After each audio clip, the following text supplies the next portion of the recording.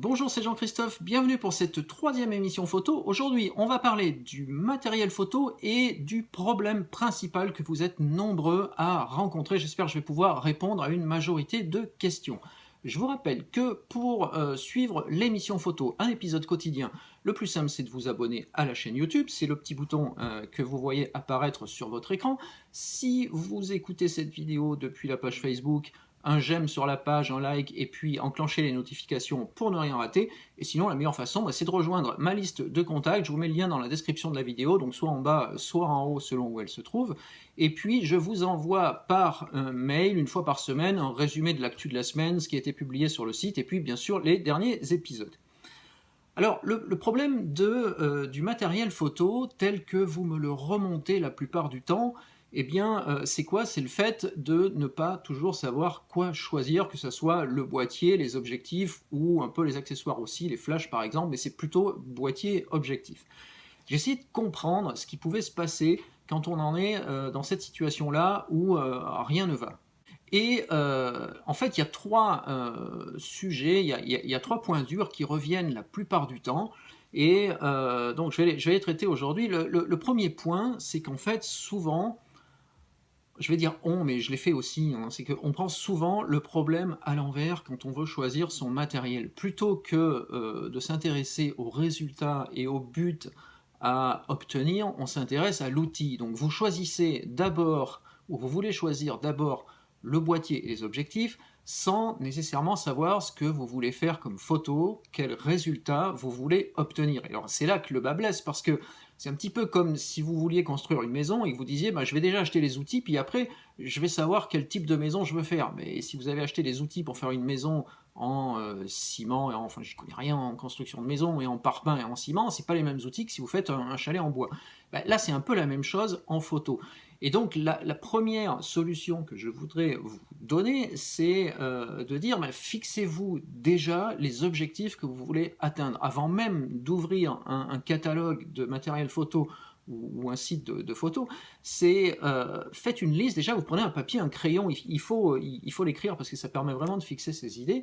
Vous mettez noir sur blanc les besoins que vous avez, quel type de photo vous aimez, quel type de photo vous aimez faire. Si vous êtes déjà équipé en boîtier et en objectif, étudiez vos photos pour voir quelles sont les focales que vous utilisez le plus souvent.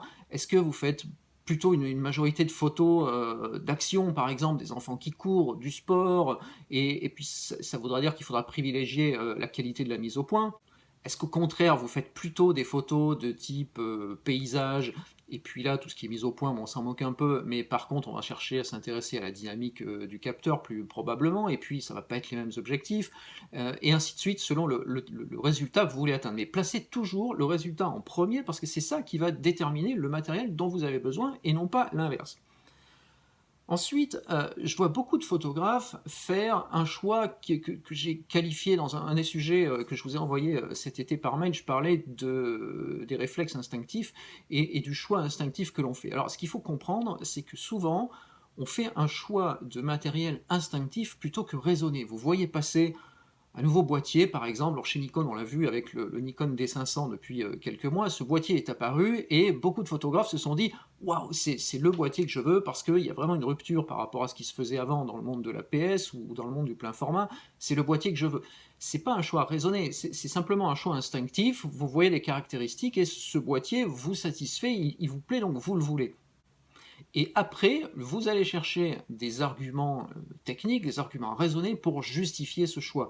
Parce que vous savez au fin fond de vous-même, je ne vais pas faire de psychologie, mais vous savez au fin fond de vous-même que c'est peut-être pas nécessairement le budget qui vous convient, c'est pas nécessairement le boîtier qui vous convient, parce qu'en fait il est peut-être même un peu trop performant pour ce que vous faites, mais vous en avez envie. Alors je passe sur tous ceux qui ont envie de se faire plaisir, parce que la photo c'est une passion aussi, donc si vous avez envie de vous faire plaisir, achetez le D500 ou n'importe lequel, peu importe le boîtier, mais faites-le. Si c'est vraiment pour faire un choix photographique, c'est-à-dire si vous cherchez un outil pour arriver au résultat que vous avez défini dans l'étape précédente, alors attention au choix instinctif, parce que souvent le marketing est vraiment très bien fait aujourd'hui, félicitons les marques pour ça, mais souvent les marques nous poussent à prendre le modèle d'une gamme supérieure, voire même 2 ou 3 gammes des fois au-dessus de notre vrai besoin, parce que ben voilà, ça nous fait un petit peu rêver et on a besoin de rêve aussi par les temps qui courent. Le troisième point, c'est que il faut savoir que vous êtes assez nombreux aussi à attendre le prochain modèle. C'est particulièrement vrai en ce moment. Donc au moment où j'enregistre cet épisode, on est en septembre, il y a la Photokina qui arrive sous peu. La Photokina, c'est la grand-messe de la photographie en Europe et puis dans le monde aussi. Il y a plein d'annonces qui vont être faites dans les jours qui viennent. Et actuellement, tout le monde est un petit peu dans l'expectative. Qu'est-ce qui va arriver? Qu'est-ce qui ne va pas arriver? Il y a des rumeurs. Les rumeurs, elles sont vraies, elles sont fausses, c'est jamais que des rumeurs. Par contre, les constructeurs vont dévoiler toutes leurs annonces sous peu. Certains ont commencé à le faire, d'autres un peu moins. Et alors ça c'est l'événement Photokina, c'est l'événement tous les 2 ans. Il y a le salon de la photo qui arrive après, mais tout au long de l'année, on est inondé d'informations, on reçoit énormément d'informations sur tout ce qui pourrait arriver. Alors maintenant, les sites de rumeurs ont amplifié le phénomène parce que on va plutôt regarder ça que regarder les sites de photographes, ce qui est un petit peu dommage, mais finalement on n'arrête pas de penser aux modèles à venir et on oublie un petit peu les modèles présents ou les modèles qu'on peut déjà avoir dans son sac. Et le problème, c'est que attendre en permanence le prochain modèle, eh bien, ça ne permet pas de faire des photos. Si vous n'avez pas d'outils pour construire la maison, vous pouvez attendre la dernière bétonnière, ou je ne sais pas quel est l'outil qui sert à faire des maisons, mais pendant ce temps-là, vous ne pourrez rien faire, c'est-à-dire vous n'aurez pas de maison à la sortie. Et en photo, c'est la même chose. Si vous attendez aujourd'hui de savoir quel modèle Nikon, Canon, Fuji et les autres vont sortir dans 3 mois, dans 6 mois ou dans 1 an, vous allez attendre, mais pendant ce temps-là, vous ne faites pas de photos. Ou alors vous gardez le vieux boîtier que vous avez, qui marche peut-être très bien d'ailleurs, dans ce cas-là tout va bien, mais si vous envisagez un nouveau boîtier, vous allez être un petit peu mal parce que vous ne savez pas quoi choisir, vous attendez. Et le fait d'attendre, c'est aussi le problème du choix, c'est pas vrai qu'en photo, c'est vrai partout, eh bien ça bloque un petit peu l'élan et on oublie souvent un peu trop que le but de la photographie, c'est pas de posséder du matériel, c'est de faire des photos. Donc voilà les 3 points que je voulais vous citer parce que vraiment ce sont des questions qui reviennent très très souvent dans tous les messages que je reçois, dans tous les sujets qui sont postés sur le forum, les commentaires sur les réseaux sociaux et autres, et puis même toutes les discussions que je peux avoir avec vous. Et il est vrai qu'il y a des périodes qui sont plus propices à ça que d'autres, alors particulièrement en ce moment puisque la Kina arrive et le salon de la photo de Paris juste après. Alors, petite parenthèse, j'en profite aussi pour vous dire que donc, Nikon Passion sera présent au salon de la photo à nouveau cette année. Donc je serai sur le stand pendant les 5 jours, avec une conférence photo toutes les heures pendant les 5 jours. Alors pour ça, on est en train de travailler avec mes petits camarades de l'Agora du Net. L'Agora, c'est le montage que l'on fait pour les 5 jours du salon, donc pour réunir plusieurs sites. Et on aura un panel de, on est actuellement à 12-15 intervenants à peu près issus du monde de la photo, des photographes pros, des photographes experts amateurs, et puis les animateurs des sites, qui vont vous présenter donc un sujet photo toutes les heures. Retenez que le salon de la photo, c'est pas uniquement une vitrine de matériel, et puis comme certains peuvent penser, c'est pas la peine d'y aller parce qu'il suffit d'aller dans les grands magasins ou les magasins photo, et puis on verra la même chose, mais c'est aussi un bel endroit pour voir des expos, pour faire des rencontres aussi, et poursuivre des conférences, et puis aussi pour venir me voir accessoirement. Alors, je vous offre les entrées gratuites pour le salon, donc suivez les liens que je vous mets dans la description de la vidéo, vous pouvez recevoir autant d'entrées gratuites que vous le voulez, donc ça c'est sympa, ça vous évite de payer à l'entrée. Et alors une dernière chose, je voulais vous montrer aujourd'hui la pile de livres que j'ai en stock, que j'ai reçu ces derniers temps, que je n'ai pas encore pris le temps de commenter, donc de revoir sur le site, mais ça va arriver, donc si vous suivez les publications sur le site, vous allez les voir arriver sous peu d'ici quelques jours. Il y a une petite pile, mais je vous les montre tout de suite. Alors, le plus récent, c'est celui-ci, ça s'appelle « Les secrets de l'astrophoto ». Si vous vous intéressez à l'astrophotographie, c'est pas pour tout le monde, c'est vraiment très spécialisé, mais vous trouverez tout ce qui concerne matériel technique et observation. C'est écrit par Thierry Legault, qui est un astrophotographe amateur, mais néanmoins expert, et ça se trouve dans la collection Les Secrets 2 aux éditions Erol. On a également 2 ouvrages d'initiation pour les plus débutants, toujours chez Erol, Les bases de la photo avec un réflexe de Jérôme Palais, donc ça je vous donnerai plus de détails. Vous voyez que c'est un bouquin qui est aussi assez richement illustré. Et la petite encyclopédie de la photo numérique. Alors ça c'est l'essentiel de la photo pour les débutants. Là aussi, vous voyez une maquette qui laisse pas mal de place aux illustrations et puis pas mal de fiches résultats en fait. Donc tout ça, je vais vous le détailler sous peu. Un guide pratique qui est le guide pratique de la photo de paysage. Ce type de guide, vous le retrouvez dans une collection qui est en fait au format un petit peu magazine. Vous voyez que c'est un peu plus épais qu'un magazine. Et c'est assez bien foutu parce que voilà, c'est simple et c'est clair. Là aussi, beaucoup de fiches de type résultat avec beaucoup d'images. Et puis surtout un tarif qui est hyper accessible puisque ça coûte 15 euros. Vous pouvez le retrouver dans les librairies et tous les points presse également. C'est pas uniquement en librairie en fait.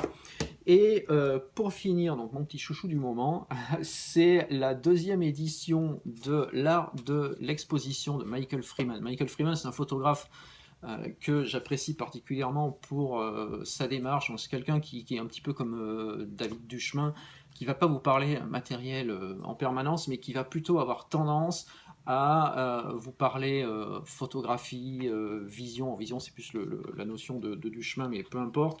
Mais voilà, donc un ouvrage qui est anglo-saxon à l'origine, mais qui a été adapté dans langue française. Alors ça, c'est toujours aux éditions Erol. Vous voyez qu'il est assez complet également.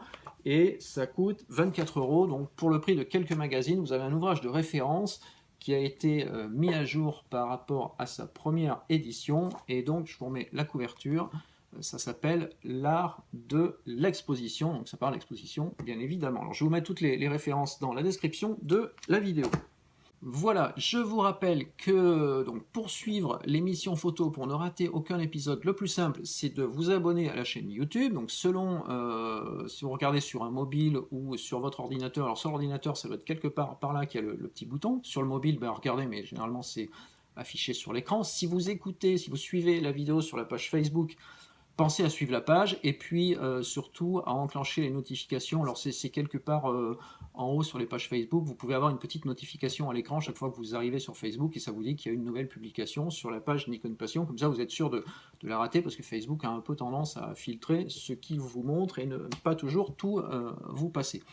Et puis sinon, suivez le lien pour intégrer ma liste de contacts, c'est le plus simple, comme ça je vous envoie régulièrement par mail tout ce qu'il y a à savoir dans les derniers jours, les dernières émissions. Rassurez-vous, je ne vais pas vous faire un mail à chaque fois qu'il y a une vidéo, donc vous n'allez pas être inondé, mais c'est généralement un mail hebdo, et puis les petites sessions comme ça live que je peux faire, et tout ce qui a trait à l'actu de la photo et à l'actu du site. Alors je vous encourage également à commenter la vidéo. Je débute avec ce concept d'émission photo, donc surtout j'ai besoin de vos retours en fait. J'ai besoin de deux choses. J'ai besoin de vos retours. Donc dites-moi un petit peu comment vous sentez la chose. Est-ce que les sujets sont traités suffisamment en profondeur ou pas? Et puis pensez également à me laisser vos questions parce que plus vous allez m'enrichir en sujet et puis plus ça va me donner de matière pour continuer les épisodes suivants. Voilà, merci dans tous les cas d'avoir suivi ce nouvel épisode. À demain pour un prochain épisode. Voilà.